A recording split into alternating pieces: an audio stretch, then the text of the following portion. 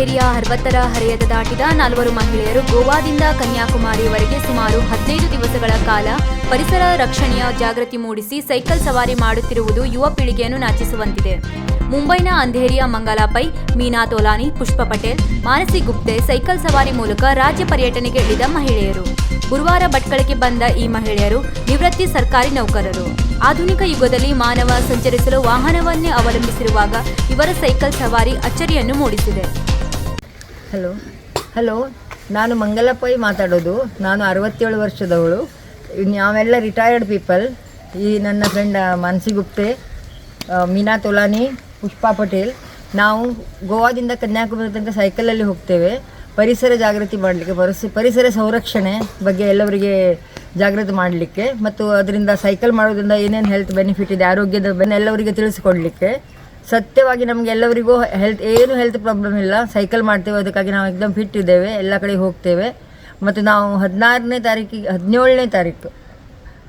ತಾರೀಕಿಗೆ ಕರ್ಮಾಲಿ ಗೋವಾದಿಂದ ನಮ್ಮದು ಸ್ಟಾರ್ಟ್ ಮಾಡಿದ್ದೇವೆ ಮತ್ತು ಫೆಬ್ರವರಿ 2ನೇ ತಾರೀಕಿಗೆ ನಾವು ಕನ್ಯಾಕುಮಾರಿ ಮುಟ್ತೇವೆ. ಮತ್ತು ನಮ್ಮದು ಟೋಟಲ್ ನಾವು ಒಂದು ದಿವಸದಲ್ಲಿ 100 ಕಿಲೋಮೀಟರ್ ಸೈಕಲ್ ಮಾಡ್ತೇವೆ. ನಿಮಗೆ ಸೈಕಲಲ್ಲೇ ಹೋಗಬೇಕು ಅಂತ ಯಾಕೆ ಅನ್ನಿಸ್ತು? ಬೈಕಲ್ಲಿ, ಬಸ್ಸಲ್ಲಿ ಯಾವುದರಲ್ಲಿ ಹೋಗಿ ಪರಿಸರ ಜಾಗೃತಿ ಮಾಡ್ಬೋದಿತ್ತಲ್ಲ, ಸೈಕಲಲ್ಲೇ ಹೋಗ್ಬೇಕಂತ ಯಾಕೆ ಅನಿಸಿದ್ದು? ಸೈಕಲ್ ನಮ್ಮದು ಪ್ಯಾಷನ್. ನಮಗೆ ಈಗ ಸೈಕಲಿಂದ ಇಷ್ಟು ಯೂಸ್ಡು ಆಗಿದ್ದೇವೆ. ಸೈಕಲ್ ಬಗ್ಗೆ ನಮ್ಮ ನೈ ರಹ ಸಕ್ತೆ.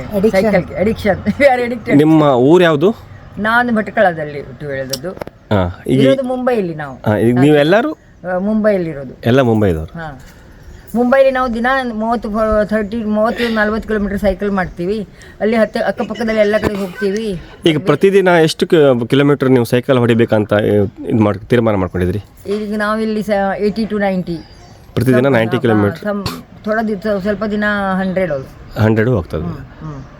ಈಗ ಮಧ್ಯೆ ಏನಾದರೂ ಸೈಕಲ್ದು ಏನಾದರೂ ಸಮಸ್ಯೆ ಬಂದರೆ ಅದನ್ನು ಯಾರು ಇದು ಮಾಡ್ತಾರೆ? ನಮ್ಮದು ಫ್ರೆಂಡ್ ಇವರಿಗೆಲ್ಲ ಸೈಕಲ್ ಮೇಂಟೆನೆನ್ಸ್ ಬರುತ್ತೆ. ಹೌದು, ಅದನ್ನೆಲ್ಲ ಟ್ಯೂಬ್ ಚೇಂಜ್ ಮಾಡೋದು ಎಲ್ಲ ಬರುತ್ತೆ. ಅದಕ್ಕಾಗಿ ಏನು ಪ್ರಾಬ್ಲಮ್ ಇಲ್ಲ. ಓಕೆ. ಈಗ ನೀವು ಅಲ್ಲಿ ಮುಟ್ಟುವ ದಿನಾಂಕ ಯಾವುದು? 2 ಫೆಬ್ರವರಿ. Okay, thank you. ವೀಕ್ಷಕ ಮಹಾಪ್ರಭುಗಳೇ, ನಮ್ಮ ಚಾನಲ್ ಅನ್ನು ಸಬ್ಸ್ಕ್ರೈಬ್ ಮಾಡಿ, ಶೇರ್ ಮಾಡಿ, ಪ್ರೋತ್ಸಾಹಿಸಿ.